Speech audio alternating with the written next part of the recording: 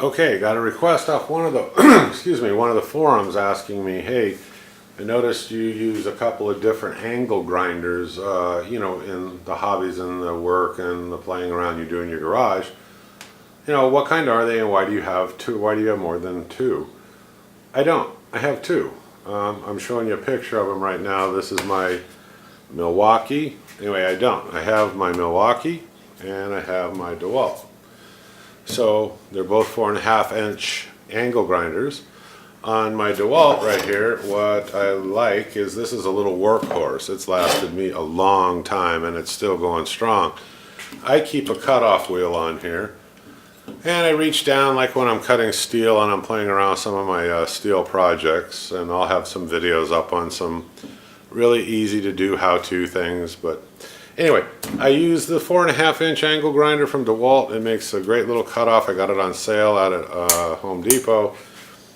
What do I like about it? It's a hell of a workhorse. That's what I like about it. It's got a good easy handle grip. It's not that heavy. It has a pin right here. I'll see if I can show it to you. You have to depress, turn the wheel, it engages, and then you use your wrench that comes with it to take the wheel on and put another one off, and then you have to depress it and tighten it. The trigger is this real thick piece of plastic right here. It's got a little metal trigger switch. You got to pull it back and then push down, and that turns it on. It's okay. I've gotten used to it. I wish the trigger mechanism was a little bit different or worked differently than it did, but it's not intolerable. I mean, I got used to it. It works great.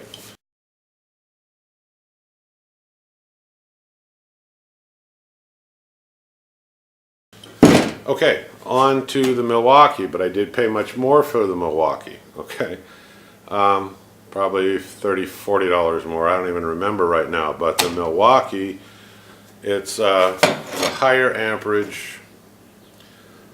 I'll have to zoom in on the specs for you.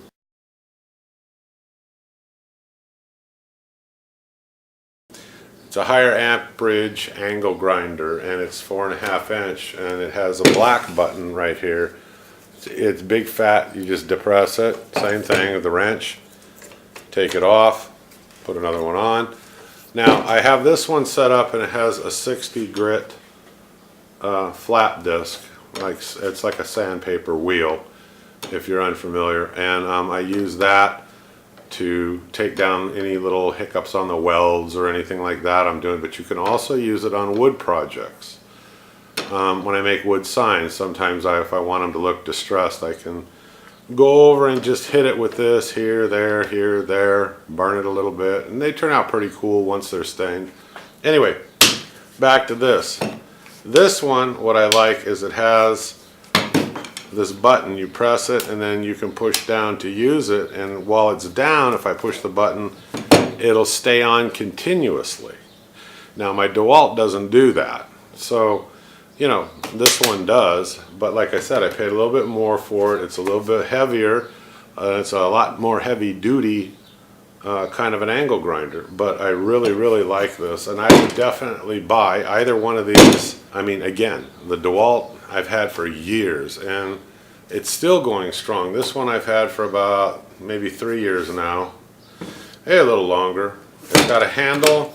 Both of them have handles. Both of them have got threaded holes on the opposite sides you can thread into. Both of them are 110, and they're great additions, you know, to your shop. Like I said, I use them for all kinds of things. You can put 2 different flap wheels on there. You can put different grinding wheels, you know, whatever you want to do. But both of these I think are great, and I got both of these at Home Depot. I'm not affiliated with them or anything. I just happen to like both these grinders. There's nothing wrong with the Makitas, the Bosches, or you know, Rigid, or anybody else that makes them. I haven't tried any of those. These are my favorite too, and this is what I use. So not a whole lot to say about them.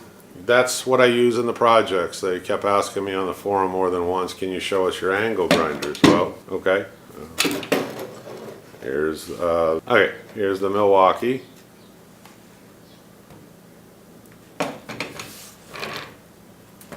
Okay. Here's the DeWalt. Let me focus again. Here's the DeWalt.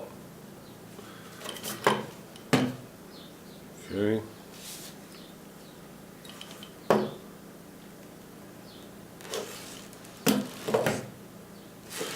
And I just noticed that both of these, I'm sorry, the DeWalt has even a threaded hole on top if you wanted to put the handle. You can go side to side or on top. But anyway, questions and answers off of the forum are where do you get your cutoff wheels and where do you get your flap discs? Okay, I get the flap discs probably 90% of the time off Amazon. I usually buy them, you know, in boxes, you know, and you get a quantity discounts.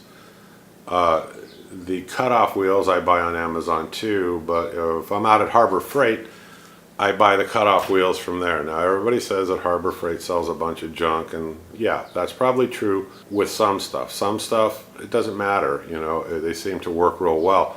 The cutoff wheels and the abrasive grinding wheels I've gotten from Harbor Freight have worked fine. So yes, I do buy them from there and I do use them, but if you're that concerned, Home Depot or Lowe's sells a variety of, you know, different wheels, and I'm sure they sell the flap discs too in different grits. Okay, next question is, well, what grits do you use for your flap discs and why? Well, it depends. If I want to make the metal super shiny and I don't want the welds to show on something that's on the surface, I can use something like a 40 or a 60 and take the metal down real quickly. And then I can go to an 80 and then I can go to 120 and I can almost polish the steel to an incredible finish just by changing sanding discs and going up. The same thing applies on anything like, you know, well, it doesn't. On wood projects, no, I wouldn't use this for any finish sanding, but for rough sanding something or adding some distressed old-time antique look or something like that, yes. Like I said earlier, I've used it for that and it works fine. It just depends on what your hobbies are or what you're doing, you know, I mean, at home. So I keep two different kinds of things. I keep the grinding wheels and cutoff wheels, and I keep flap discs. Next question, have I had any problems, you know, with the cords getting cracked or frayed up near, you know, where it goes into the grinder? No, I haven't. They both have got thick rubber boots right here. No, I mean, I haven't at all. What I do, as I do with most of my tools, is when I'm done, I have an air compressor and a blowgun. I blow out all the ports and I try to, you know, clean them up fairly good. And again, maybe that's why they've lasted me a long time. I have a friend that's in the construction business. He takes them out on job sites, drops them in the dirt, does all kinds of things, and doesn't care, I guess, when they break or burn out. He chucks them and buys one. But like I said, I've had this for years and years now. I take reasonable care of my tools. I mean, I figure, you know, you spend a lot of money on this stuff. So, okay, any other questions off the forum? Let me see. Okay, well, I think I've answered everything in terms of the angle grinders. Okay, folks, look, I'm going to do some how-to videos. I'm going to do some other tool reviews. Everybody have a good day. If you thought this was just a little helpful, give me a thumbs up and subscribe, and I'll get back to you as soon as I can with more. Thank you very much. Home Handyman. Talk to you later. Bye-bye.